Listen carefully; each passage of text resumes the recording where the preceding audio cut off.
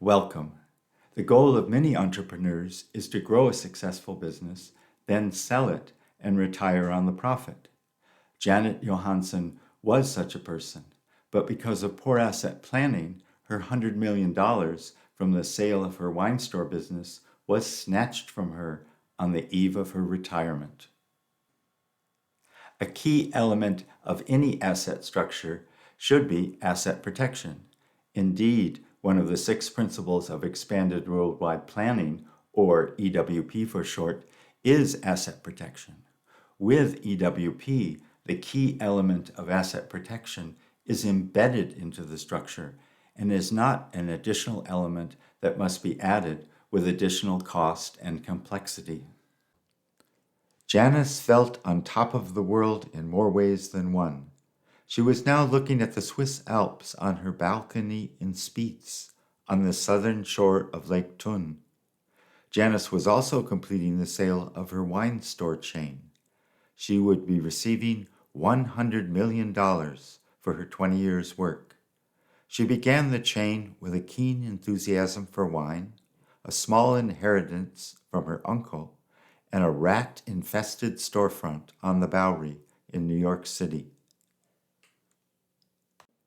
Through careful sourcing of wines throughout the world, her excellent palate, and buyers hungry for good quality wine at a reasonable price, she had grown her one store into a multi-city chain.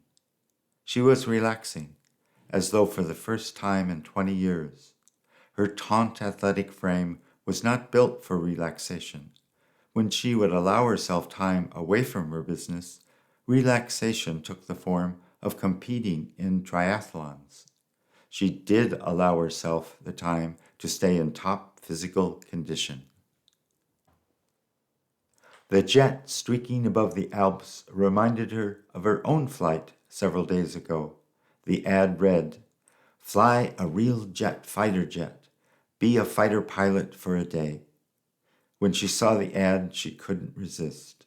She paid $5,000 for 30 minutes with an experienced ex-military fighter pilot. She was exhilarated to the core every minute of the flight. She was transported to a new world as the pilot navigated the high and jagged peaks of the Alps with its narrow valleys and tightly constricted airspace. She did not want the flight to end. Her room phone rang. "Hello?" she answered. "Janice, I have unwelcome news for you."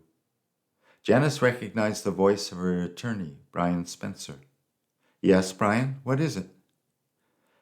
"There's been a serious accident at a store in New York City." "Well, don't we have insurance for this?"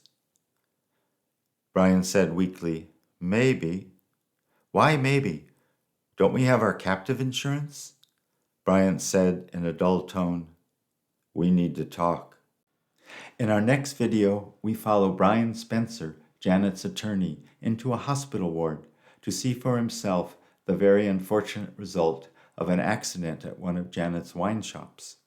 The promising career of a medical student, Steve DeMarco, was cut short by slipping on a wet floor at the wine shop. Steve was on track to become an excellent heart surgeon, but was now lying in a coma in the hospital. On the advice of her attorney, Janet had entered into a captive insurance arrangement, but it turned out to just be an expensive stack of papers.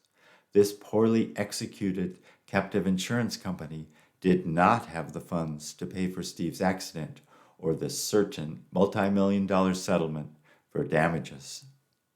If you found this video useful, please give us a like and click on the subscribe button below.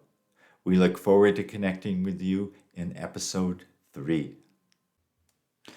To learn how the wealthiest families in the world conduct their financial affairs, please call 1-530-692-1007 or email us at info@expandedworldwideplanning.com.